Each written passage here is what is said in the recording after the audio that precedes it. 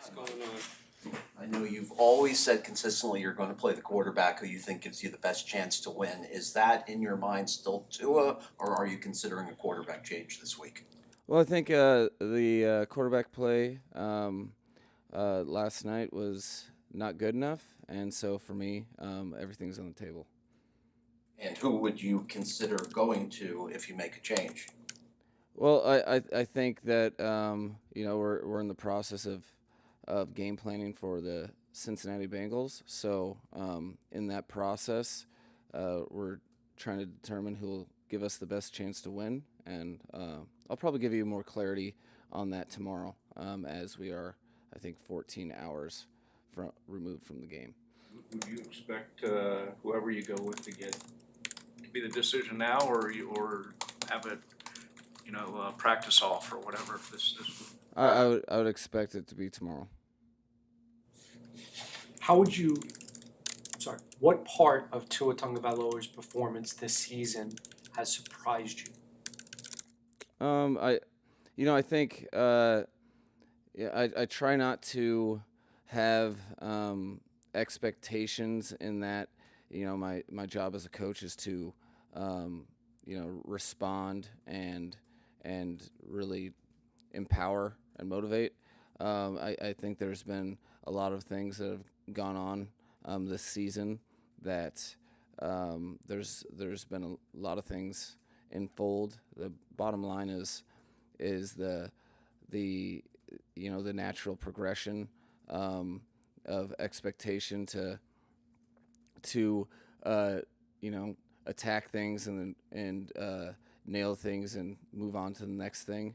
I think that there's been a lot of things at play. I wouldn't pinpoint exactly this, that, or the other. I just know that at this stage of the season, my expectation was that we'd have a better performance. And you look inward and you look at what you can control and how you can affect it. And sometimes that's that can, it's hard to pinpoint exactly. You just really you really have a standard, and when that standard's not being met, something's got to give, and we're looking for clarity on that, because it's not where I want it to be.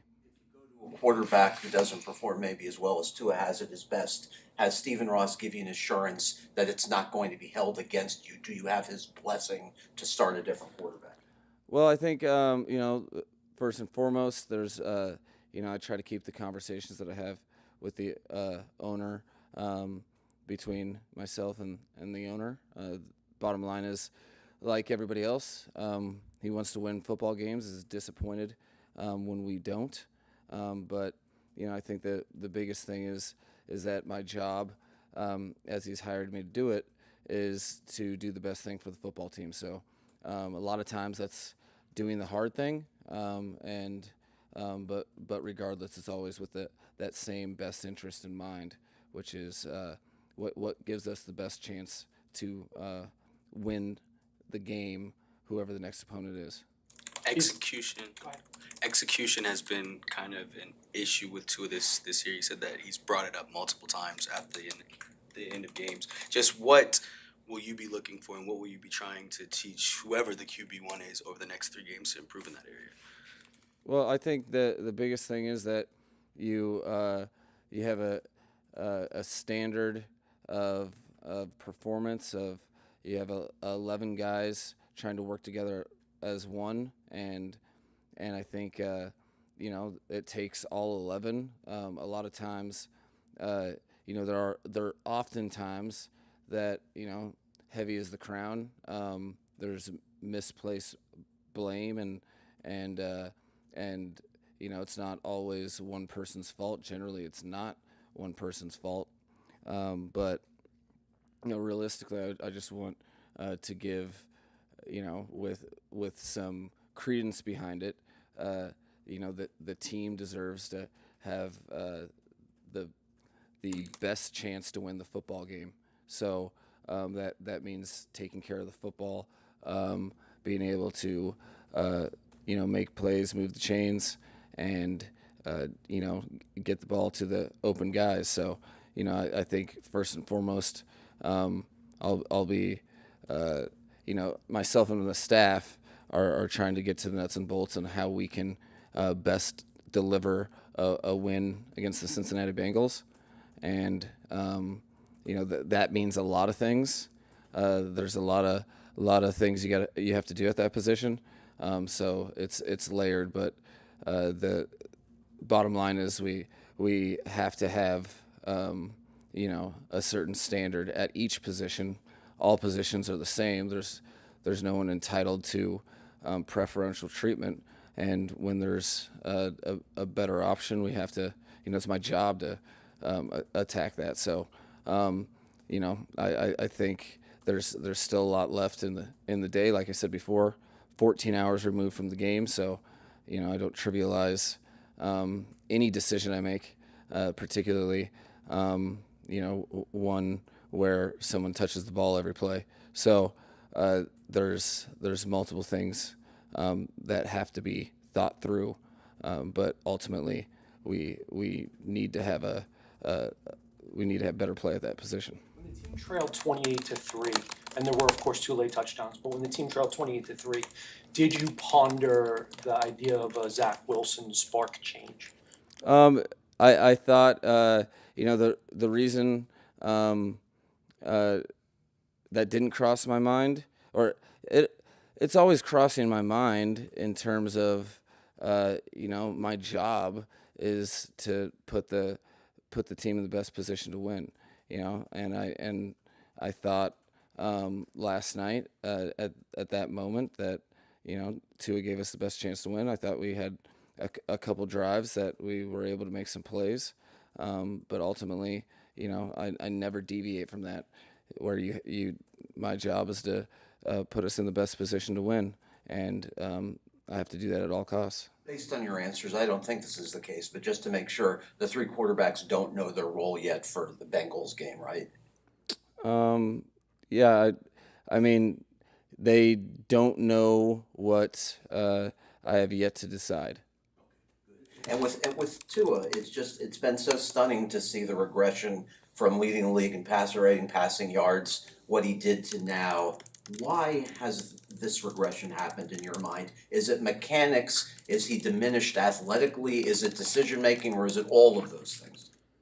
I wouldn't, I hesitate to just throw stuff in a bucket and make it that easy. You're evaluating each and every week, each and every obligation that we put on his plate. He's got a tremendous amount of obligations, and I think as a coach you're trying endlessly to bring the best out of a player. So I think there's a lot to factor in. I wouldn't trivialize it as X, Y, or Z. We just need consistency in play and execution, and everyone depends on that. So that's what I'm after. Mike, a decision like this obviously has ramifications because of his standing, his contract, et cetera. Do you expect, if you're here, will you just say it's time to look for replacement this offseason? I think it would be insulting to the 2025 Miami Dolphins to have my mind wander in ways that that we're trying to solve the problem of the Cincinnati Bengals after having a hard loss, going to Pittsburgh, and I realistically don't let my mind deviate from that, just because my obligation to each and every game is a privilege. It's a finite career for each and every player, so I do not trivialize any game that we have on the schedule, because it's an opportunity for our program to have a work week that results in a win, and that's, as a program, as a football program, that's what you're trying to establish, maintain, develop, enhance, and so that's that's really where my focus is. What did testing reveal about Minka's calf? It looks it doesn't look season ending, but I would file it in a week to week category. That it was the first time that he had anything from a calf, so he was pretty scared about it. At first, I think it kind of surprised him because his body hadn't felt that, but I don't think it's a season ender. But it's less of a day to day, more of a week to week. Regardless of who starts versus the Bengals, is the idea of getting rookie Quinn Ewers some work at some point between now and the end of the season appealing to you? Do you think that that's valuable, something that regardless of who starts this week you'll consider? I think I'll consider the quarterback that will give us the best chance to win, and I can't look past that. I don't diminish the opportunity and the responsibility to go and win a game, and I won't do it at the expense of it's not. I'm not going to turn everybody's game into a trial practice. It's going to be the best decision.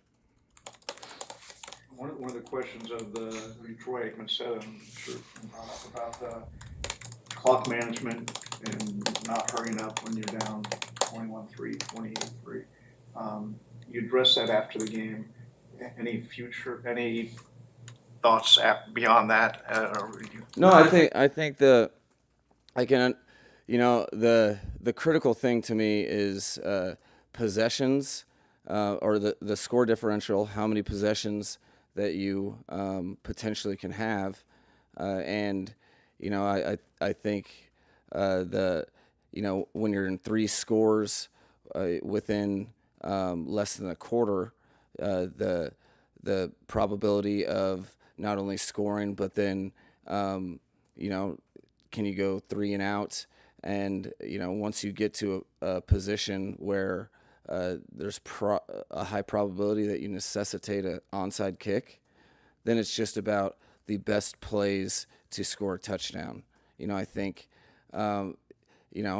if the no huddle offense would give us the best chance to score, I'd go no huddle offense. I think we were able to execute some no huddle. Each and every opponent is different. Some defenses present some issues within no huddle that you can avoid by motioning and getting a line. So I was, at that point, once it was 3 scores within a quarter, I determined that we just needed to score, and we're going to have to try to create a possession with an onside. So that's why I did that. In situations where if it were a 2-score game with 12, 13 minutes left, that's what I was trying to create by going for 2. I was trying to create a 2-score game. We were down by 18, so I was trying to make it 16, and then you can, if you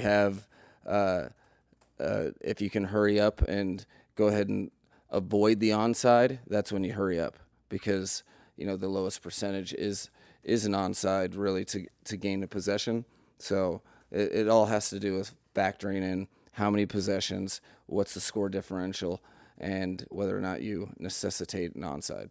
I know the early years, obviously, with Tua, your approach obviously was extremely helpful to him. Instead of yelling at him like his previous coach, you were supportive, emotionally supportive. Now, do you worry at all about that dynamic if you change quarterbacks? Do you have to worry about how Tua feels? Will you lose him? Will he be mentally going into a shell? Or as head coach, do you not have to concern yourselves with that? Do you only think we will pick who gives us the best chance to win? Emotions aren't a factor. I think it's an important part of coaching is developing relationships with people, and I think that that equity. I think bottom line, specifically with Tua, but realistically, anybody that has been on the team for a while, over the course of time, you may not agree with every decision, but the intentionality, and I think that's the most important thing. So, I realistically, I'm most concerned with the appropriate decision, and should that be something that disappoints him, I do. I can understand that, but I also, there's a reason you invest all the time and energy into relationships is because you count on relationships. So understanding what your intentionality is of the utmost importance, and that's why I lean into that so much. You mentioned best chance to win regarding the quarterback decision. What about generally, with the playoffs now not a consideration? Are there you've played a lot of young players, but there's probably a few we can think of that you could increase their reps over the last 3 games. Is that something that is relevant or non-relevant? Well, I think it's one of the more challenging, but regardless, steadfast demands of my position is that I have to think both short term and long term. But all things are bucketed into what's the best thing for the team and what gives us the best chance to win. That is the you're kind of at the crux of those difficult decisions that are that's what you do as a head coach is you factor in all the information you can and you do what in deep down through all of your information gathering, all your resources with your collective coaches, and you do what you think is best for the short and long term simultaneously, which can look many different ways. Mike, is it harder to win, do you think, without a quarterback who has a lot of mobility or the ability to make something out of nothing? It's not to his fault that it's developed this way with him. Does it make it harder to win? And have you had to limit your playbook and what you'd like to do because of that lack of ability on Tua's part this year? Well, I think you're always playing to players' strengths. So if you're if you run 4-3, that's an advantage for an offense that you have to take advantage of schematically. I think there's many different ways to have success. I'm pretty sure Tua has the just as much speed as Tom Brady or Peyton Manning. But you just have to cater your game with conviction to the best way for you to distribute the ball and make plays. So I think there's, I've had a history of, we had Robert Griffin III as a rookie who was 4-3, and we were doing a bunch of zone read. Then a couple years later had Matt Ryan in Atlanta, where he had a different skill set. You're always playing your player's skill set. So I wouldn't categorize. A lot of times people think grass is greener. I think it's more leaning into your skill set and how much you can have your skill set blossom on the football field and empower the other players. Thank you. Thank you.